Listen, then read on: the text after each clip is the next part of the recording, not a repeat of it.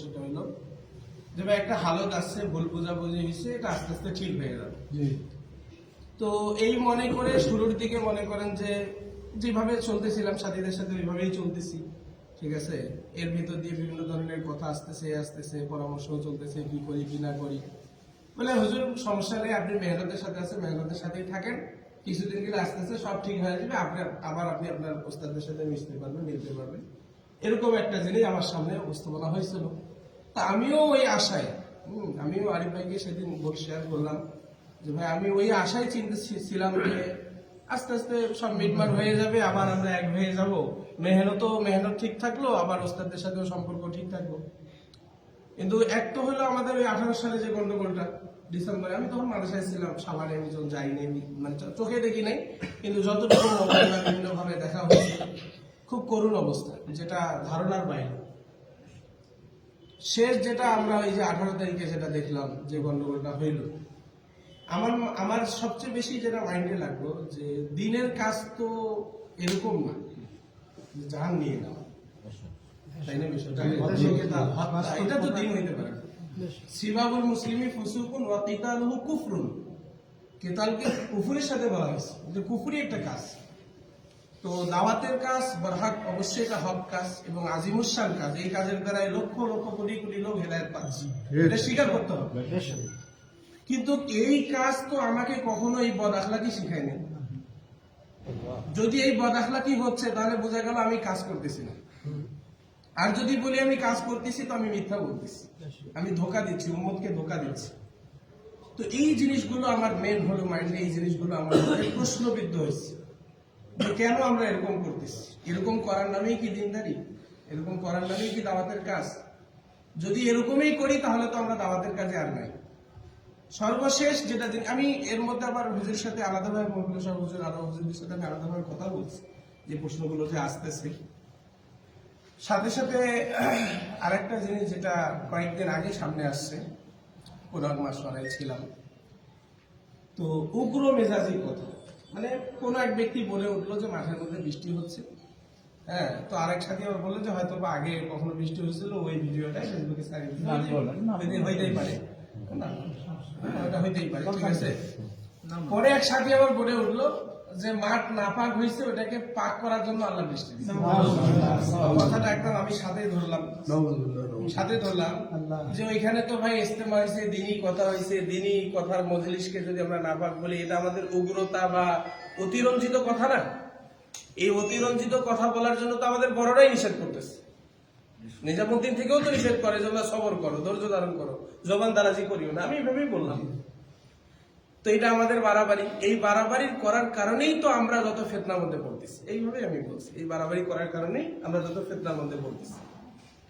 তখন আরেকজন কথাটা নিল, যে নিল সে মাথা পর্যায়ে, সৈয়দপুরের মাথা পর্যায়ে, সে কথাটা নিয়ে বলতেছে যে না, এখন আর বাংলাদেশে এগুলা চলবে না, আদব আর বেয়াদবি চলবে না, ঠিক আছে। এখন প্রয়োজনে জবানও অতিরঞ্জিত করতে হবে, প্রয়োজনে মারামারিও করতে হবে, সবই করতে হবে। তাহলে দেখেন বিষয়টা, তাহলে বোঝা গেল যে আমি আবার তখন বললাম যে সাতসামও তো বলতেছে সবর করার জন্য, জবান না খোলার জন্য, তো সাতসামের কথা আমাদেরকে মানতে হবে না? বলছে না, সাতসাম আমাদের মডেল না, সাতসামকেও মানা যাবে না, সব বিষয়ে সাতসামকেও মানা যাবে না। তখন আমার ভিতরে বিভিন্ন প্রশ্ন শুরু হয়ে গেল যে আলিম ওলামাকেও মানবো না, সাতসামকেও মানবো না, তাহলে আমরা কাকে মানি? অবশ্যই খায়েসাতকে মানি, মন মানি। তো খায়েসাত পূজারী যে হবে, সে তো অবশ্যই পথভ্রষ্ট হবে। তার মানে এখানে একটা জিনিস স্পষ্ট হয়েছে, যদিও ওইখানে আমি আর বলি নাই, আমি চুপ হয়ে গেছি, আমি এরপরে উঠে চলে আসছি। একটা জিনিস যেটা, সেটা হলো যে আমাদের নিজামুদ্দিন অনুসারী যে সাথীরা আছে, তার মধ্যে বেশিরভাগ যারা আসলেই প্রকৃতপক্ষে ওলামা বিদ্বেষী, এটার মধ্যে সন্দেহ আমার আর নাই, মানে আমার একদম একিন হয়ে গেছে। ওই ওলামা বিদ্বেষী লোকেরাই যখন দেখলো যে একটা পরিবেশ তৈরি হয়েছে, যে নিজামুদ্দিন আর ওলামা, একদিকে ওলামা ইকরাম, একদিকে নিজামুদ্দিন, তো ওই লোকগুলো যারা ওলামা ইকরামকে দেখতে পারে না, পছন্দ করে না, তারা ওই দলে যোগ দিয়েছে। এই জিনিসটা আমার কাছে স্পষ্ট হয়ে গেল। তখন আমি অনেক চিন্তা করছি, ঘটনাটার পরে আমি অনেক চিন্তা করছি যে না, এইভাবেই যদি চলে, আর এই যে বললো অতিরঞ্জিত কথাও বলবে, মারামারিও করবে, তাহলে কি ময়দানে আর দাওয়াত থাকবে? যদি দাওয়াত না থাকে, মারামারি থাকে, তাহলে তো আর এই মারামারির সাথে আমার আর টাকার দরকার নেই। তাহলে তো দিন বা দিন পরিস্থিতি আরো খারাপ হবে। ওলামা ইকরামদের সাথে মিলামিশার যে একটা যে আশা ছিল, ওইটাও তো আর নাই। তখন আমি চিন্তা করলাম যে না, আমাকে এখান থেকে তওবা করতে হবে, আমার ওস্তাদদের দ্বারস্থ আমাকে হইতে হবে, ঠিক আছে? কারণ আমি যাদের সাথে মিলে কাজ করার জন্য আমার বড়দেরকে, ওস্তাদদেরকে ছেড়ে দিলাম, আজকে তো তাদের মধ্যে উগ্রতা দেখতেছি। তারাই তো আজকে কাজ মানে দাওয়াতের উসুলের উপরে আর নাই। তাহলে আর আমি কিভাবে? আমি তো দাওয়াতের কাজে সার্বিক তো তার সাথে গেছি, এটা সত্য কথা। আমি খুলুসিয়াতের সাথে ছিলাম ভাই, আমি কোন দুনিয়াবি স্বার্থের সাথে ছিলাম না। আমি নিজের অর্থ দিয়ে আমি সফরগুলো করছি, এটা সত্য কথা বলতেছি।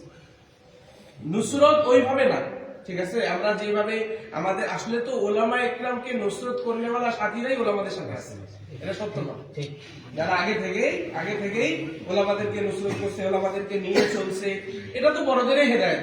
ওলামা ইকরামকে ইকরামের সাথে নিয়ে চলো, ওই ধরনের সাথীগুলোই সব আছে ওলামাদের, এটা সত্য কথা। ওই সাইডে আমরা যারা এখনো যারা আছে বা আমি যে ছিলাম, বহুত কুরবানির সাথেই আমরা ছিলাম। কিন্তু এই যে পদস্খলন দিন বা দিন রাস্তা থেকে সরে যাচ্ছে, দাওয়াতের মেজাজ থেকে স্বয়ং নিজামুদ্দিনকে এখন অস্বীকার করতেছে। এখন বলেন, যারা বলতেছে আমি নিজামুদ্দিনকে মানি, ওরাই আবার আমলে বাস্তবায়নে মানতেছে না, তাহলে বোঝা গেল এরা উম্মতকে ধোঁকা দিচ্ছে না? অবশ্যই এরা নিজামুদ্দিনের লেবুল লাগিয়ে উম্মতকে ধোঁকা দিচ্ছে। এখন এই ধোঁকাটা যারা বুঝবে, তারা তো অবশ্যই বুঝে নিবে যে না, এটা হলো ওলামা ইকরাম থেকে আমাদেরকে বিচ্ছিন্ন করার একটা ফাঁদ তৈরি হয়েছে। কারণ যেই মজমার ভিতরে ওলামা থাকবে না, ওই মজমা অবশ্যই গুমরাহির দিকে যাবে। কারণ তাদের কথাগুলোর মধ্যে, মাশওয়ারাগুলোর মধ্যে শয়তান নেক শুরুতে অনেক জিনিস ঢুকাই দিবে, যেটা কেউ পাবে না। কারণ হাদিসের মধ্যে তো আছে যে কিয়ামতের আগে এমন পরিস্থিতি হবে, ইত্তাখাযু রুউসান জুহালান, জাহেলদেরকে সর্দার বানানো হবে। তারা ইলম ছাড়া কি দিবে?